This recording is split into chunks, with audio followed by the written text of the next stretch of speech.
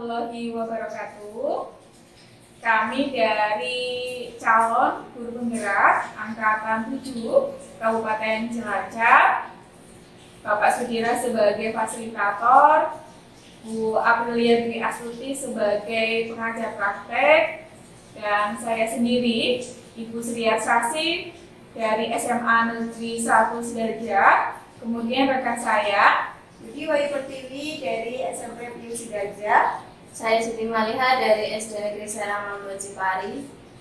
Nah, pada kesempatan kali ini kita akan melakukan praktik coaching untuk memenuhi tugas dari demonstrasi kontekstual pada modul 2.3, di mana pembagian peran pada praktik coaching saya sebagai observer, kemudian Bu Budi Pertiwi sebagai coach, dan Bu Siti Maliha sebagai coaching.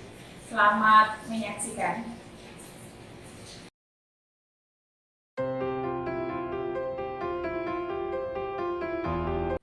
Sebelum Ibu melakukan praktik coaching dengan Bu Siti Maliha, kita sempatkan untuk melakukan diskusi terlebih dahulu ya Bu ya. Nah, pada saat Ibu akan melakukan praktik coaching dengan Bu Siti Maliha, apa saja yang sudah Ibu persiapkan? Saya sudah menyiapkan sesuai dengan alur kita, yaitu tujuan, identifikasi masalah, lalu rencana aksi dan tanggung jawab. Nah, dari kompetensi inti yang nanti sebagai acuan dalam melakukan praktik coaching, kompetensi coaching apa yang ingin Ibu kembangkan? Saya akan mengembangkan 3, yaitu dari present, kehadiran penuh, pendekatan aktif, dan memberikan pertanyaan-pertanyaan tertutup. Dari beberapa kompetensi inti tersebut yang sudah Ibu sampaikan, bagian kompetensi mana yang secara spesifik ingin Ibu kembangkan? Yaitu melakukan pertanyaan-pertanyaan berbobot sehingga coaching saya bisa menemukan solusi dari permasalahannya. Ya, terima kasih Bu Tiwi. Selanjutnya Ibu dapat melakukan praktik coaching dengan Bu Siti Maliha. Ya, terima kasih Bu atas waktunya.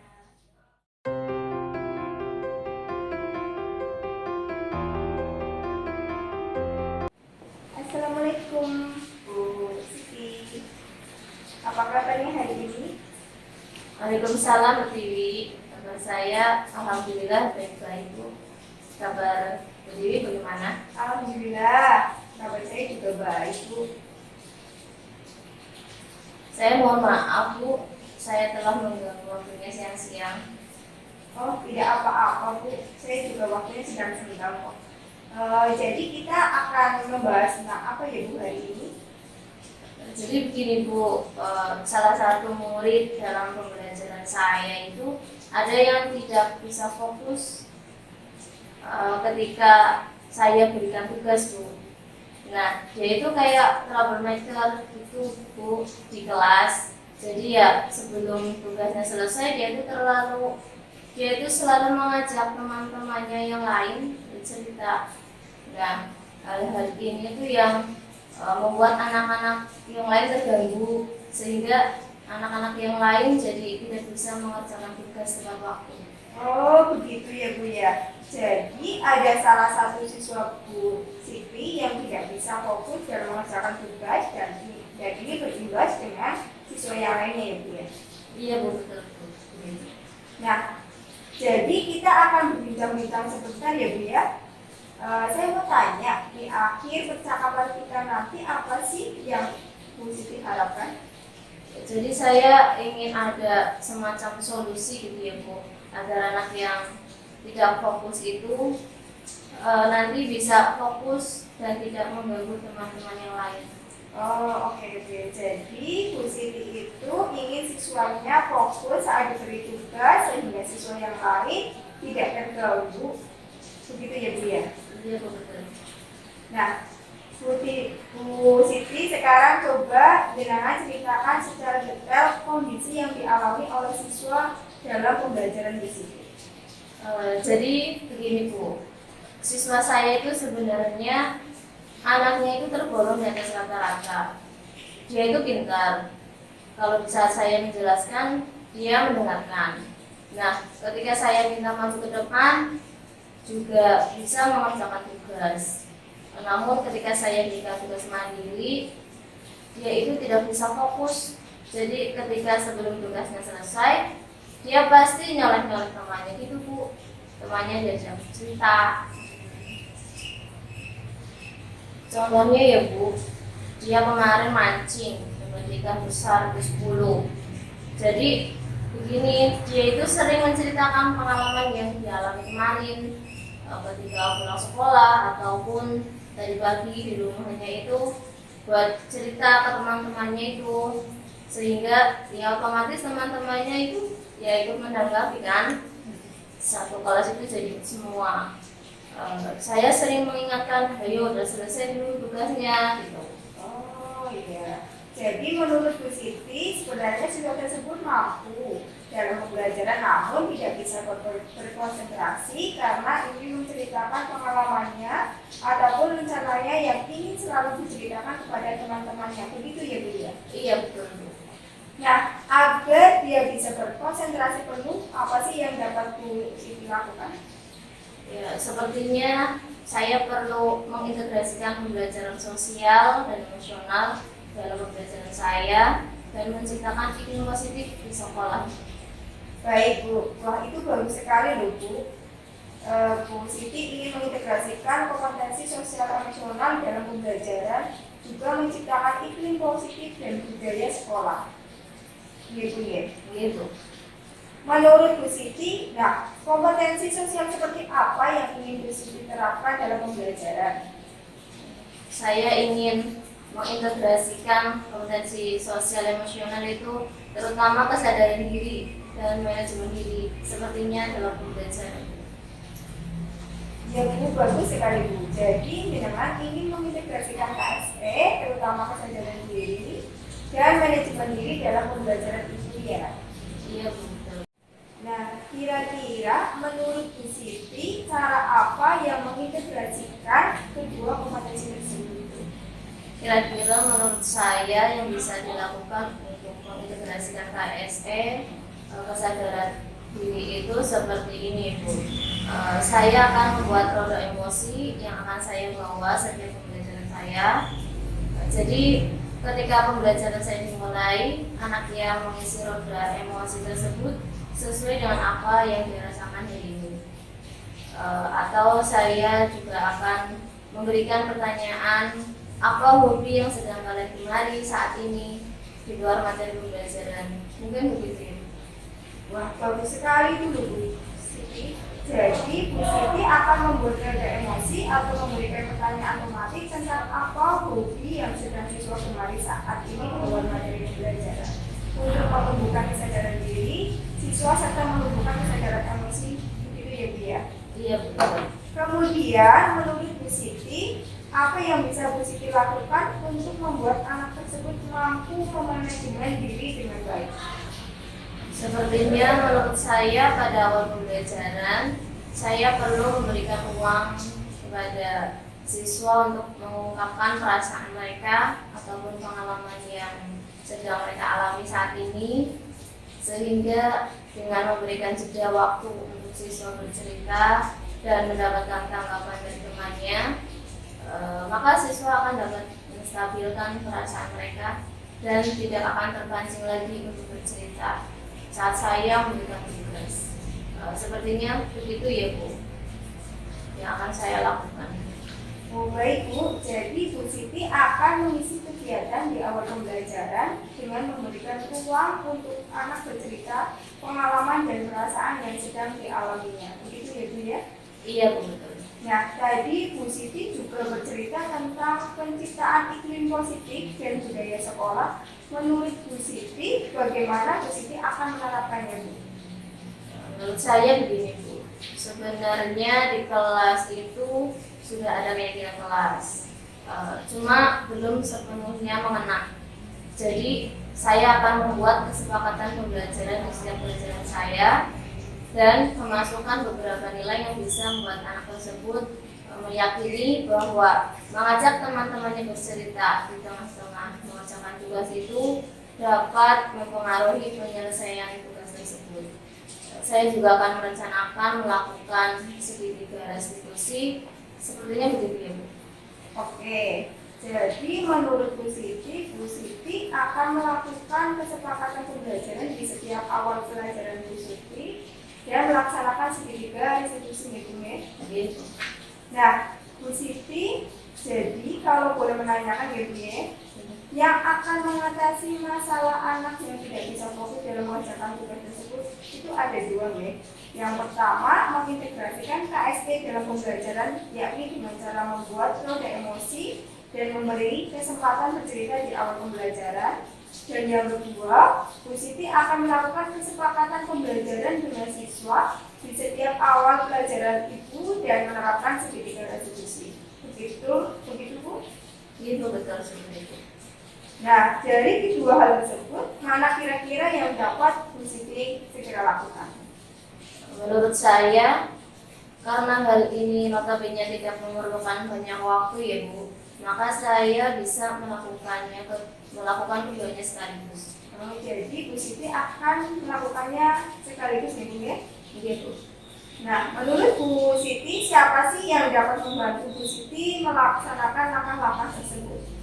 Ya, karena ini berhubungan dengan siswa kelas 7, yang dapat membantu saya yaitu anak-anak kelas 7 dan guru-guru yang mengajar di kelas 7 serta wali kelas 7 dalam menerapkan roda emosi sehingga siswa dapat belajar dan mengikuti pembelajaran dengan maksimal. Jadi menurut Bu Siti yang dapat membantu Bu Siti yaitu seluruh warga kelas 7 ya Bu ya. Menurut Bu Siti pada titik ini apa yang bisa Bu Siti dapatkan dari percakapan kali ini? Jadi membuat anak yang tidak fokus tadi supaya tetap fokus dengan cara saya membuat roda emosi atau memberikan pertanyaan pemantik, kemudian memberikan ruang bercerita kepada siswa di awal pembelajaran sehingga siswa tidak akan bercerita saat diberikan tugas, dan saya akan membuat kesepakatan belajar di awal pembelajaran saya dan menerapkan segitiga restitusi. Terus kira-kira kapan Bu Siti akan melakukannya? Sepertinya besok Bu. Pada waktu ada jam pelajaran saya sudah bisa mulai dengan roda emosi, membuat kesepakatan belajar dan melakukan segitiga restitusi pada anak-anak tersebut. Bagus sekali Bu Dewi. Sepertinya di sini sudah ada titik temu ya Bu ya. Jadi kita akan berjumpa lagi setelah Bu Siti menerapkan KSE dan membuat kesepakatan pembelajaran serta melakukan segitiga restitusi. Iya Bu, terima kasih Bu atas waktunya hari ini. Sama-sama Bu Siti, saya pamit dulu ya. Assalamualaikum warahmatullahi wabarakatuh. Waalaikumsalam.